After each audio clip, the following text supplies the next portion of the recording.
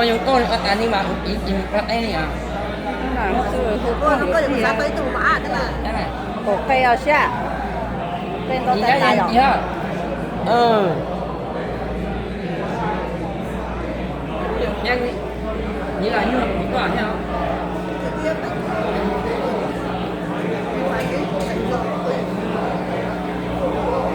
Ôi cháu này đón nó luôn đi. Nó thì mất sức hết hết chưa không có vẫn đánh ở kia. Với cho cùng là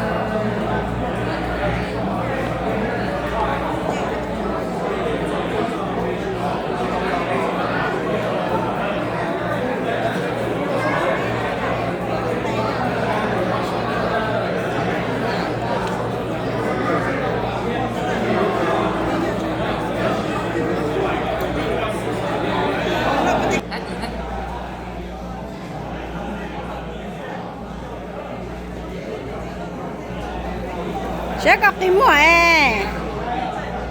đâu lo bây giờ mua gì xíu Nhớ lại. Chà là như đó tôi rồi.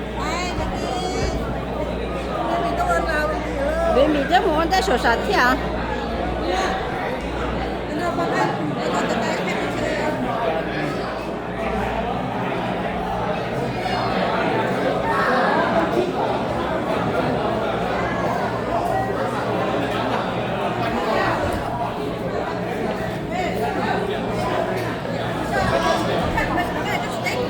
Ồ, ăn nhiều. bây giờ nó bên nó bỏ cá hết chưa bỏ cá đó đấy không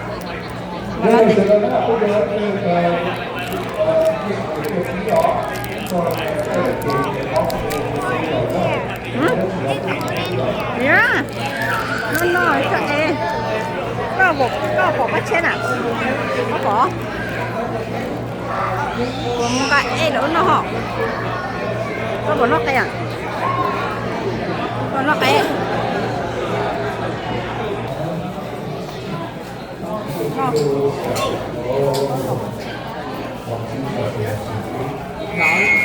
hả bữa cái lọc khử à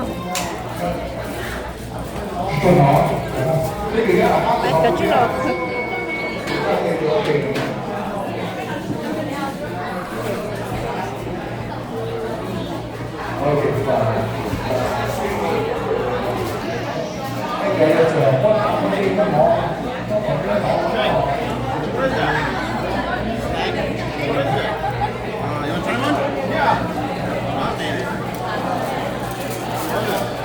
要走掉，要走掉全部跑走。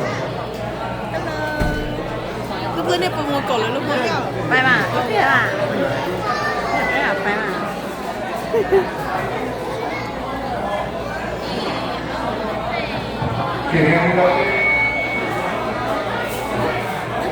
hả bây giờ học bữa nào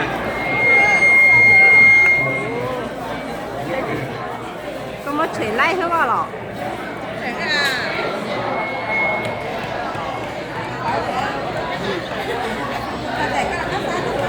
ồ mà sao